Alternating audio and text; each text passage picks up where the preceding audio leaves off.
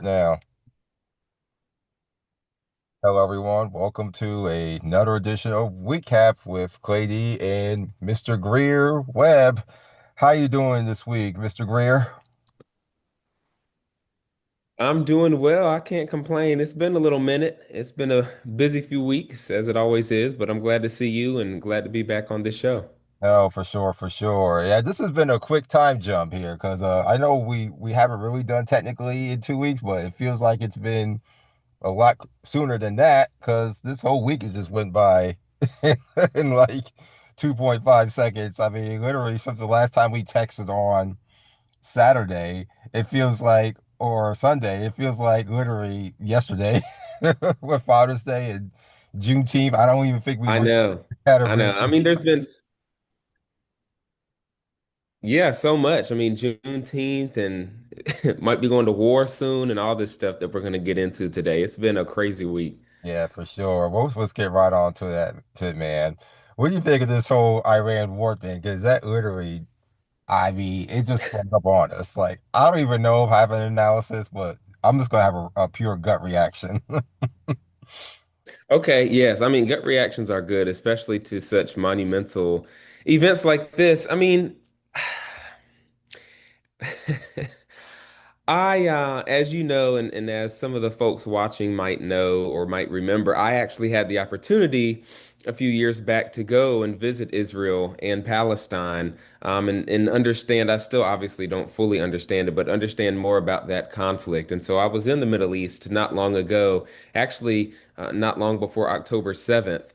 And so to just understand that the whole conflict or the multiple conflicts that currently exist in the Middle East go back so far. They are so cultural and there's a religious aspect and they're so deep seated. To me, that doesn't mean that they can never be solved or that we can't make progress on them. But we have these little wars. Of course, we have proxy wars, but we have these serious conflicts every so often. And so, part of my confusion, Clay, as someone as you know who likes to go to the facts, is this idea that Israel has been saying for years and years that Iran or Iran is very close to having a nuclear weapon. And so they're saying that again now, and they said that that's why they made the decision to really start this current conflict. That's undisputed. And so Iran certainly responded. It seems like they're getting low on their missiles and on their weapons. And everybody's talking about this one nuclear site in Iran called Fordow, which is where they have been allegedly building. Well, they have been enriching uranium there, but that's where allegedly they would launch a nuclear strike from. And so now the main question that I keep hearing is should the U.S. get involved and help destroy this bunker, basically, from which Iran would launch their nuclear missile or weapon, if they even have one. And so I just think it's quite interesting that now Trump is saying he's going to think about it, and then in 2 weeks, within 2 weeks, he'll make a decision that America is being pulled into this. When the main three powers or countries that have a nuclear weapon are the United States, right? And Russia. And I don't know if Israel has nuclear weapons or not, but I just think it's quite interesting that now there's a question of should America get involved? And I think it speaks to our, the greater question of our relationship with Israel, which a lot of people call a little America in that region. So those are some of my thoughts. I, of course, as always, am concerned about the loss of life and concerned about the loss of innocent life. What are these folks really fighting over? I think goes back to my question of just how deep-seated this is. It goes to land, to culture, and to religion. But this question of should America get involved? Um, Not to sound isolationist, but I definitely don't think we should, and I definitely don't think we should send too many of our soldiers into harm's way, because this is quite literally not our fight.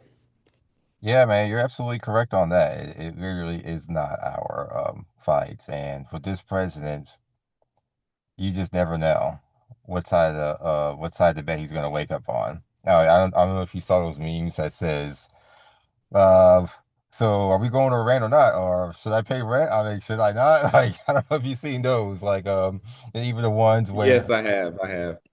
folks are joking about, "Hey, North Carolina has nothing to do with this," or Atlanta has nothing to do with this, or just don't loop us into the rest of the country. So Yeah, Right. I I have saw no some of clue. those memes. You know, people are crazy. I think one of them said, "Don't mess with North Carolina or Georgia, but y'all might want to look into Texas." That's funny. We'll see what happens, man. We'll see what happens. It's always unpredictable with this administration and all of that. But let's I talk. mean, what do you make though of this idea that we need to get involved because Israel is such an ally of ours and they have the right to defend themselves? I mean, what do you make of this idea that we should be supporting Israel? I mean, nobody's out there saying we should be supporting Iran, but I just don't know why we would want to go and pick a fight with a country that already doesn't like us and doesn't like Westernization.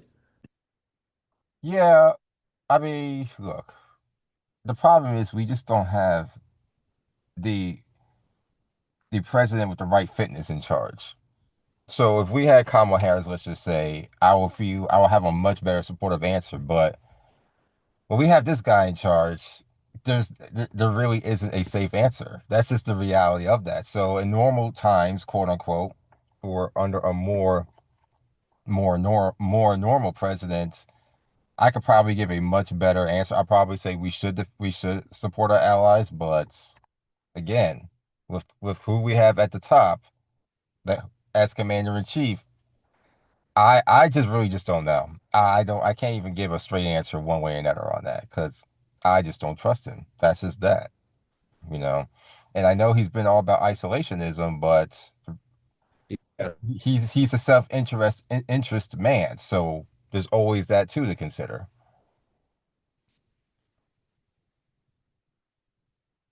Hmm. Can you hear me okay?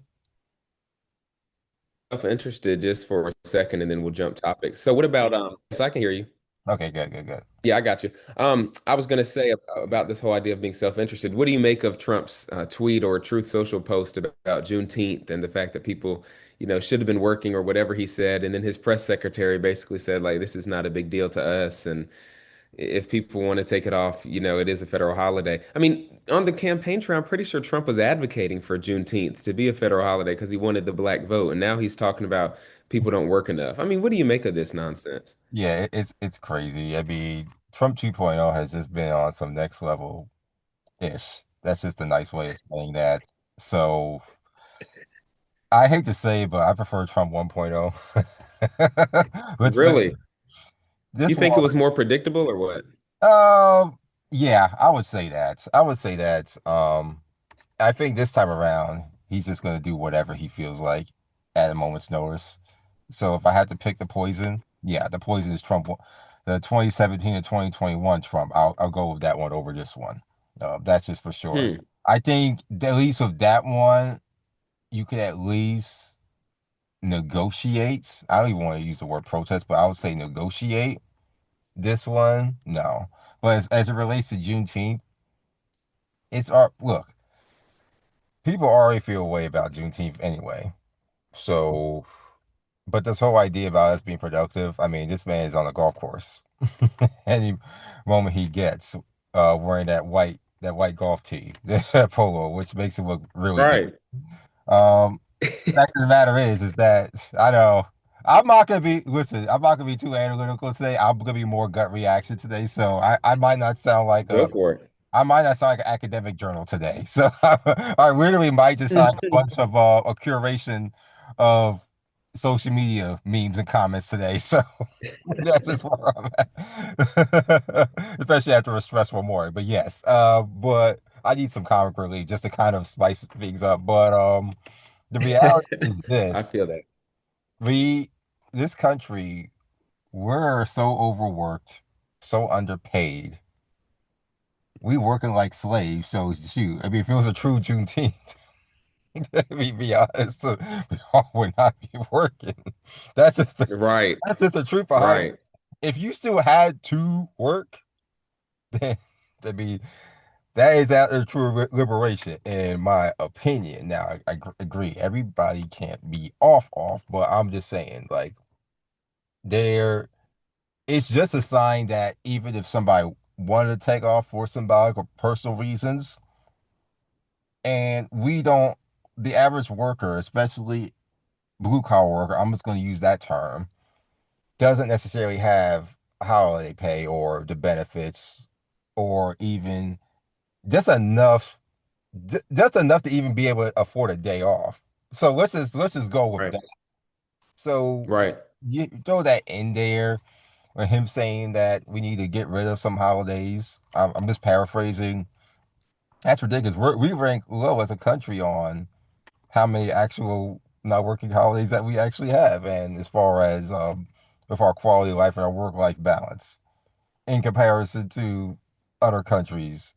So, the way this administration has been, we're slowly working towards an oligarchic way where we're wage slaves and we're debt slaves, especially with the economy and the cost of living and everything. And the whole irony was that this man ran on Biden inflation. But the reality is this: inflation was going up all over the world, but you're doing things that aren't alleviating the problem, you're exacerbating the problem. But we already knew that. Well, let's just be real. So Right. we're Right. this You is this speaking facts now. You starting to sound a little bit like an academic is because you're speaking facts. I would just say, yeah, I mean, with the tariff war and all of what he's doing, like you said, it goes back to this idea of him being self-interested and not really caring about the American people. Not to mention the racist component here, because he tweeted that or put it on Truth Social on Juneteenth. He didn't say anything on Columbus Day. I bet he would be mad if we took away President's Day, if we stopped celebrating the military's birthday, which also was his birthday this year, which was we're going to get into because there was nobody there and such a waste of taxpayer dollars. So this dude is just like you said, nuts, but he's running the government. Not only is he running the government, and I guess the Supreme Court has kind of found its balance a little bit recently, but he also has all three branches in the palm of his hand, or at least in his favor. And so when it comes to immigration and some of these other policies, I think it's very clear that Trump is self-interested, that he has racist tendencies. He doesn't care about everyone in this country like the leader should. And I saw, to your point, I'll wrap on this point by saying that yesterday I saw a video of Kamala Harris speaking for Juneteenth, and she sounded so presidential and she looked so relaxed and so in control of her words and in control of the issues. And earlier this week, Bill Clinton gave an interview saying that we really should have had Kamala Harris, and the fact that, Joe Biden even decided to run again or was telling people he was going to run again really took away from how powerful Kamala Harris's campaign could have been. And so all of these pieces, have just not added up to help Americans. It seems to just uh, we seem to be in this environment in which the rich are getting richer, the racists are allowed to just be racist, and we have to just sit here and deal with it, like you said, as the little plebeians that we are. And so when it comes to taking up power and protesting, and we can talk about that in a second as well, as you and I have always said, we have to do more than that. And that doesn't mean we have to overextend ourselves, but we need to be more strategic. Like protest is great, but if you're not having anything after that, then you're really wasting your energy. and that's So we'll get into that, but you have a response? yeah, that's been my chief complaint. I mean, I saw all the No Kings protests over the weekend. You already know what my opinion's gonna be on that. I don't even have to say much. First of all, how many of y'all voted, and who did you vote for? But if you voted a Mm, certain way, mm, if you acting like you now shocked, then please. I remember. Look, I'm not. I've been on some 92% energy lately. Well, one, I'm just tired. I mean, that's just the first thing.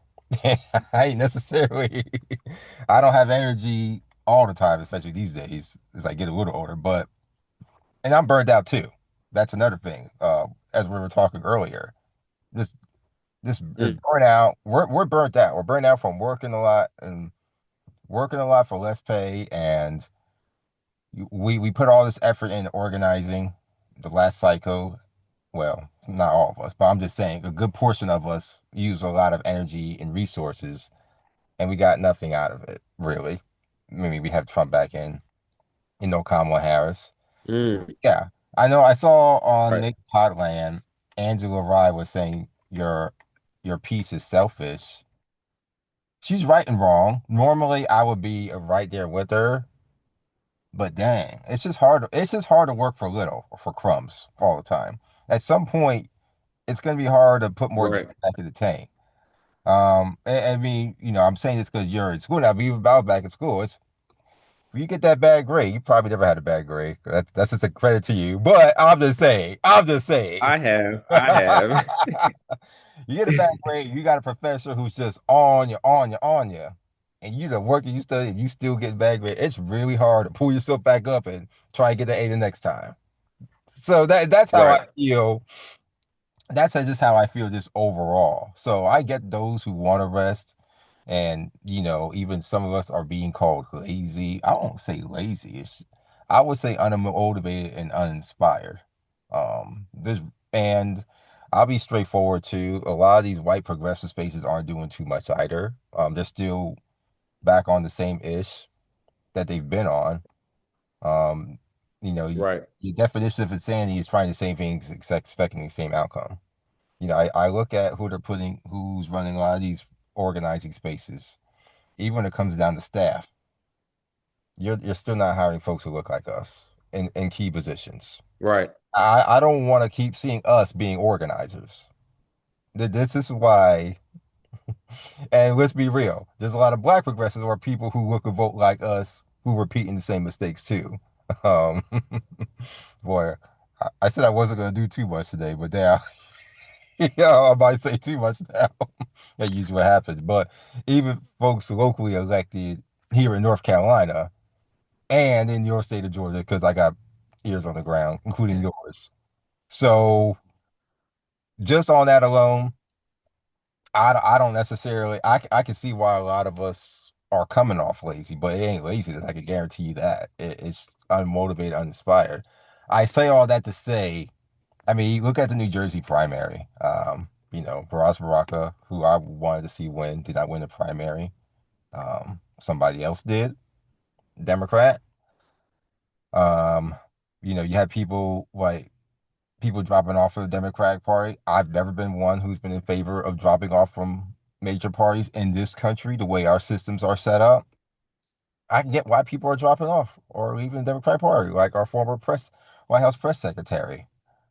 Kate, Hmm. um, it's really it's not looking too just good.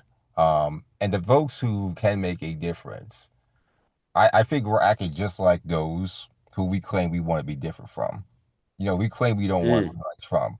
But yeah, I see a lot of people in elected office who have a D next to the name, locally, municipally, tribally, congressionally, gubernatorially, state legislatorly, who are acting in self-interest. A lot of people in progressive spaces are acting in self-interest.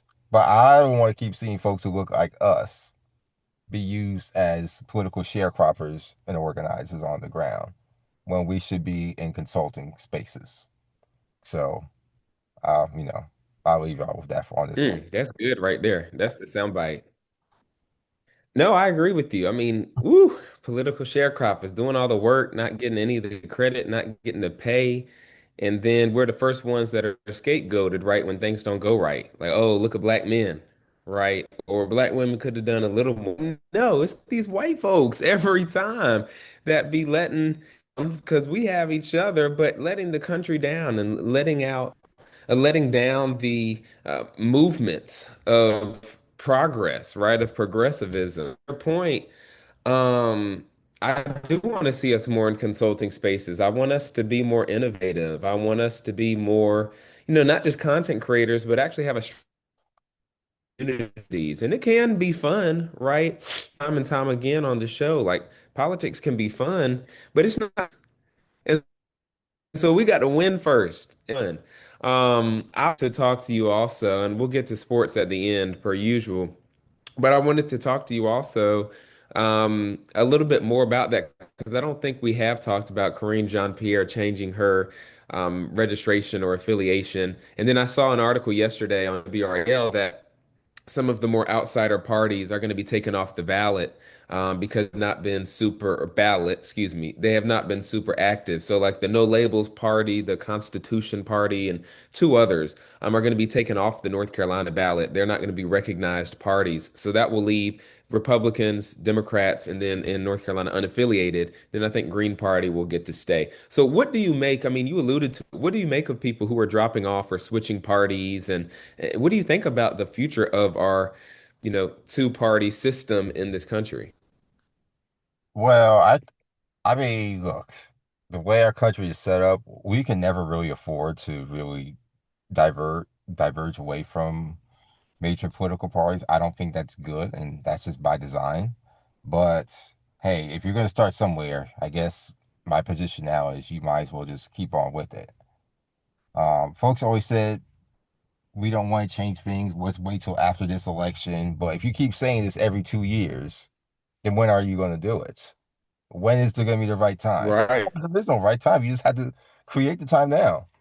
One of my criticisms always was that we always wanted to talk about election reform, especially during the Obama years.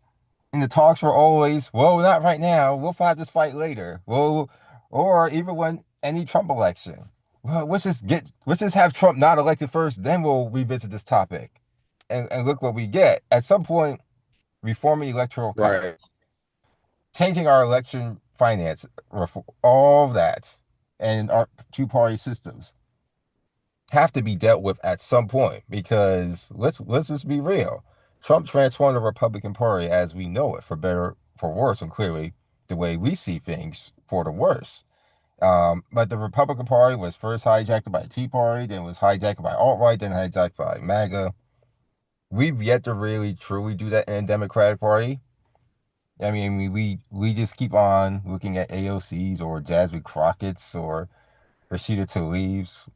I don't see much of her these days, but that's interesting. That's another story. But anyway, mm-mm.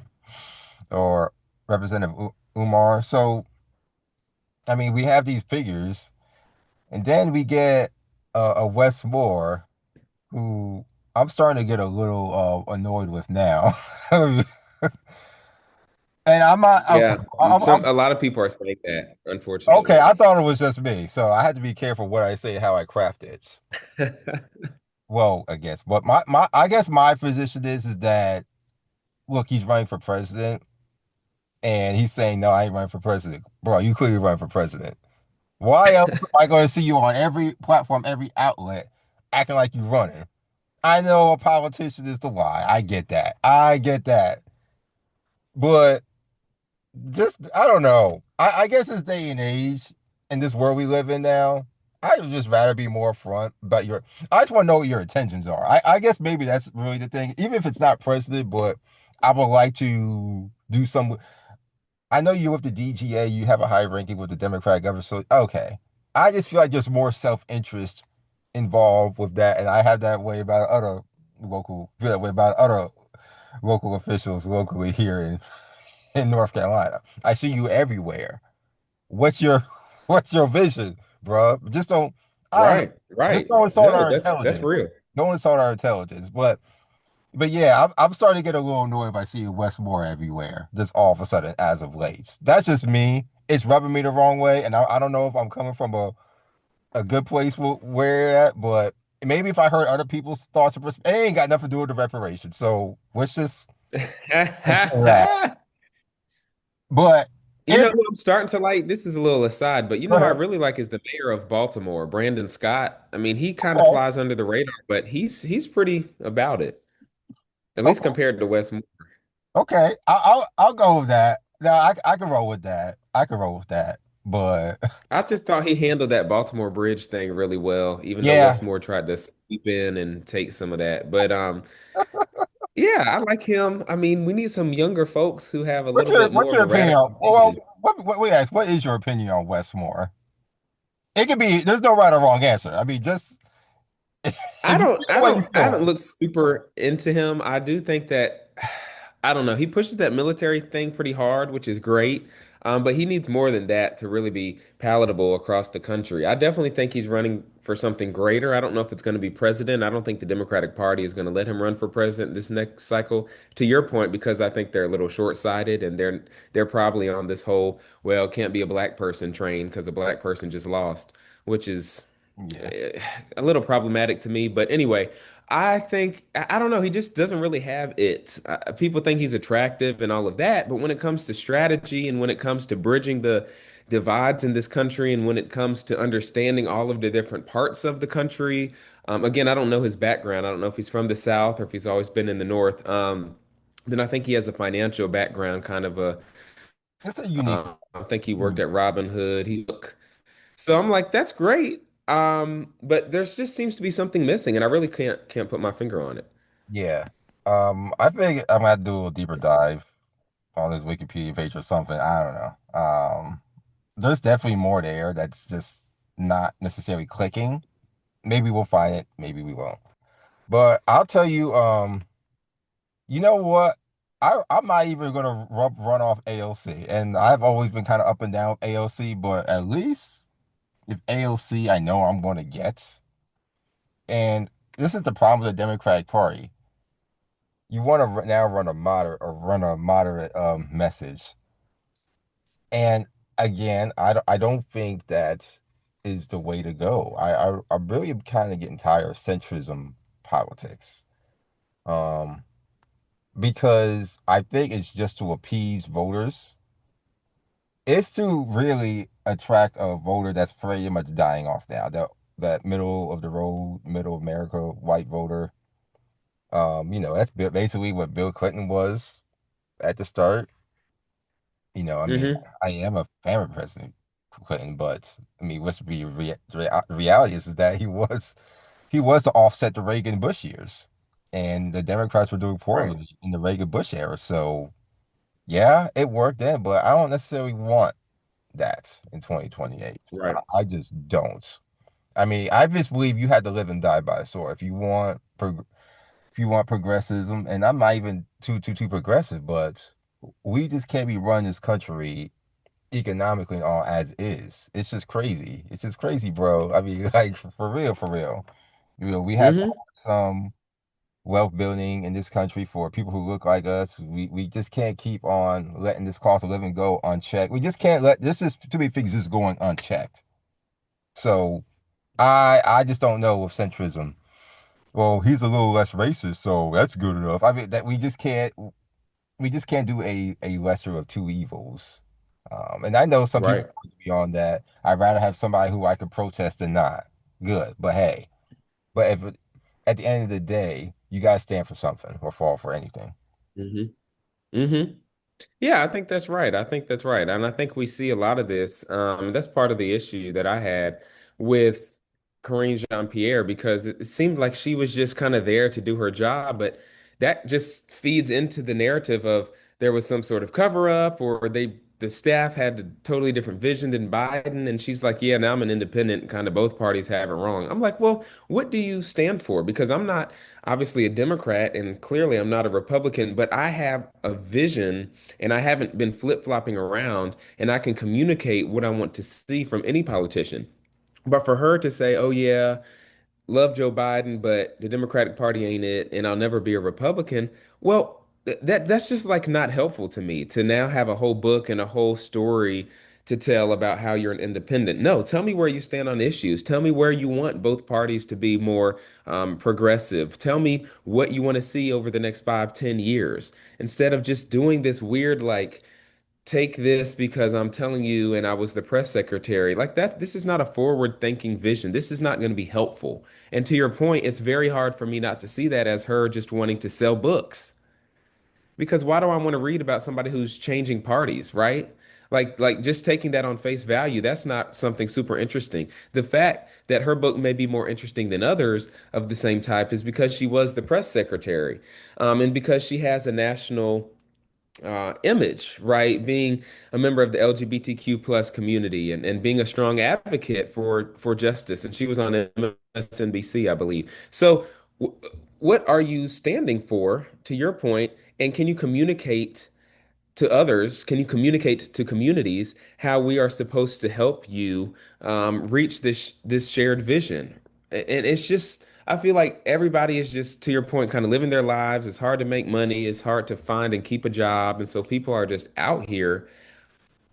This is a country. Like, we should be helping each other. We should be pushing one another to be better. We should not be getting bogged down with labels, but we should be able to communicate how we're feeling and thinking. And if anybody, if we have any power or influence, we should be using that for good. And so it irks me when I see people who are like, oh, yeah, I did that for a while, but now I kind of think differently now. And here's a book. I'm like, well, what? Like, Yes. do you actually think differently? Do you actually have any ideas or plans or goals, or are you just trying to make some money and just kind of drift quietly into the good night, as the saying goes? I don't get it. Yeah, anytime there's a book deal involved, I'm always just skeptical of that. It's like with Jake Tapper. I mean, let's just be honest about that. I mean, press secretaries, they're interesting people. I mean, they always have been. Even even Trump's press secretary, Caroline Levitt, now that she's a interesting mouthpiece. I think Hmm. I think they're just really good at doing their jobs. I don't necessarily know if they're political blowhards. I'm just gonna use that term. I think they're not necessarily in a political space, they're more in a governmental space. So therefore they operate a little less differently than you or I would or anybody in these advocacy or advocate or political spaces would, where you're constantly in campaign mode. Hmm. But she's in, she's always been interesting to me. Corinne Jean-Pierre. I've never really quite felt real sincerity from her, but did he get are you supposed to get that from a press secretary? I don't know. I mean, their job is to echo the message from the president themselves. So there's that. But I always felt there was something a little up with her to begin with. So I mean, look, she did good work, but you know, I mean, I'm not gonna take. And I do feel like there's more because she was there that she knows that she's giving off if it's not already the book. But Hmm. at this point now, we have to worry about who's in the White House, not who was in the White House. Hmm. Exactly. Yep. And the person who's in the White House now is very problematic and gives us more than enough to talk about. Oh yeah, exactly. Whew. Let's wrap up here, Sports, yeah. unless you have something else with some sports talk and some culture talk. So the Yeah. NBA Finals, which is top of mind for a lot of us, is going to a game 7, which I Mhm. think is always great. What do you think? The Pacers blew the Thunder out last night to force a game 7, and so that game 7 will be happening soon. What do you think? I'm glad there's a game 7 for a series that has been as boring, at least on paper, or at least the marketability or from a fan perspective goes. So I think a game 7 will draw a lot, probably not that much, but I think on a weekend, a game 7, a competitive game 7 is very good. But let's just be real, man. These finals been boring. Hmm. It's probably been good basketball, just operationally speaking. Like if you just from a hoops perspective, it's probably been great basketball, which I've seen some of it, but whenever you start reverting to highlight reels or social media posts to find out who won a game, that's not a good sign. I'm just going to be honest. Right. Right. Right. If you have to Google what times the game is on, that's never a good thing. And these every 3 days between the games haven't really helped either. I think it's good for a game 7. That way you can Hmm. keep rest in. But just throughout the whole series, man, they don't need. I mean, because during the whole playoff run, it was every 2 nights. But during the finals, Right. every three. That's just honestly, it should not be going into. Well, we're now at first day of summer. It will be like the third day. I mean, almost in July. That's just. Right. I'll put it this way: the Lakers made more headlines because the Bus family sold than the teams that are actually in the finals. I mean, when it's not even the lead topic of a sports like Sports Center, and I'm not watching Sports Center a lot, but just from what I am gathering, it's not even the lead topic. Normally, the NBA Finals is the number one talk. This would never happen in the NFL. The NFL will hijack Right. all your airspace, like, And people and Adam Silver was saying like, well, this was small market problems are the problem of the NFL. The NFL is a different beast operation in general. It just is. You can never beat the Right. NFL. It's a different product. It's a different game, similar with four quarters and all that, offense even, but it is just a different beast. And let's just be real. NFL caters to more white people, especially middle of the road. Right. See, this is why the media rights deal is uh is very interesting, which is why when you getting NBC back and having Michael Jordan be on now, and then again Amazon and everything like that. Because I'll be honest, ever since the NBA left the NBC, and I know this is kind of before your time because it happened in '02 with such, but I remember when that happened, the game changed. And granted, that's when LeBron came in, but ever since the NBA went to ABC, ESPN, and LeBron came in, it became very LeBron centric and central. And that did Hmm. the league a huge disservice. And then changing from David Stern to Adam Silver, you would never saw this in the 90s. In the 90s, you have white folks in Nebraska rooting for the Bulls and Michael Jordan. Seeing that now. I'm just being honest. Like, Uh-huh. middle of the road white, I mean, that's just who we care to, even talking in politics. Like, that's whose vote we're getting, that's whose money eyeballs we're getting. They will love the NBA. And even to this day, if you talk to old head, they'll talk about that. They talk about the NBA now. NBA has become, and I'm sounding very hypocritical here, a coastal liberal type of establishment. And that's very hypocritical coming from our mouths. But that's just the Hmm. reality of if you're just talking purely from a marketing advertising standpoint, that it's geared towards the larger cities, the bigger names, and the league made a big mistake by just letting it live and die by LeBron. It just did. And now you're facing a every year you're hoping this man don't retire. And I think he's kind of playing because he knows the league will be without I think if the league was in Right. Well, I was now, gonna say just to yeah. hop in, I was gonna say, and I don't think that's necessarily LeBron's fault. Like if No, I'm him, it I is would not. be trying to market and cater. Yeah. So I don't think it's his fault. I know you're not saying that, but I'm saying some people get out here and be like, yeah, look, the whole league is centered around LeBron, or LeBron is doing this with his son, or he has enough money, he should retire. I would be doing exactly what he's doing and saying, oh, am I going to stay? Am I going to go? When he knows deep down before he, says something publicly, whether he's going to stay another season or not. Like he's that dude. And, right, he's doing things in his community. He's putting his money toward, generally good things. And so I agree with you. And then just in the time we have left, to your point, Sports Center not even talking about the NBA Finals. But and this they're talking about the WNBA and the way that these girls or these teammates, and it's not just black on white or black on black, it's white on white. And white women in the NBA going after Caitlin Clark and vice versa. I mean, I saw that clip from earlier this week and I was stunned. I was not expecting that on many levels. I mean, what do you make of WNBA now being talked about, maybe more so than the NBA, but they're talking about it for negative reasons, for Yeah. fighting and bad officiating. Yeah. I mean, it's not this is not a good year for the WNBA, and it's definitely not good when you have media rights in play. It's just bad. It's bad business, bro. It just is.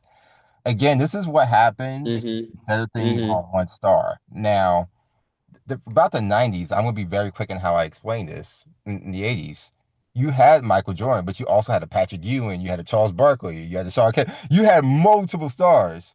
They made Caitlin Clark the face, which I think that was used for other reasons and agendas. But they villainized Angel Reese. Angel Reese is younger than you, if I'm not mistaken. I mean, how you expect people who have Yeah, she is. young brains to act? I mean, I'm just being straight up. Right. Look, I mean, these people You're are right. kids are going to be kids. They're still kids.